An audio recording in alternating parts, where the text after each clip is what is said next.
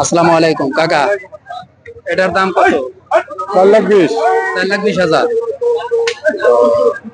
এটা তো অনেক বড় মাপের গরু। আপনার কি এটা পালের গরু নাকি? পালের গরু। পালের গরু। ও, কোন গ্রাম থেকে আসছে? চরবেছরপাড়া। চরপেছরপাড়া। চরপেছরপাড়া তো এই বড় হাট। ও, তো গরুর দাম রাখছেন হচ্ছে 4,20,000। হ্যাঁ, 4,20,000। তো এই হাটের মধ্যে এটাই সর্বোচ্চ নাকি আর থেকে বড়? এর চেয়ে বড় গরু আছে? পাশে দেখলাম একটা 4.5 লাখ টাকা দাম কই। হ্যাঁ হ্যাঁ, না গরুটা দেখে ফাঁকে দেখে দেখে চোখে পড়ে, বুঝছেন, অনেক মানে ভালো মানের গরু। তো কয় বছর হলো পাইছেন এই গরুটা? 19 মাস। 19 মাস। ও, তখন কিনছিলেন কত দিয়া? 1,15,000। 1,15,000।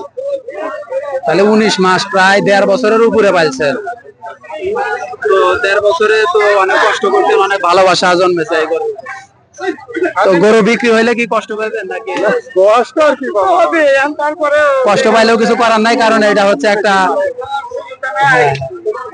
যাই হোক, যদি সামর্থ্য থাকতো তাইলে বেচতো না, কিন্তু টাকা পয়সা দরকার, আবার এই উদ্দেশ্যেই পালা, মানে পাইলে বিক্রি করবে এই উদ্দেশ্যেই কেনা, তো সেই জন্য কষ্ট হইলে বিক্রি করবে।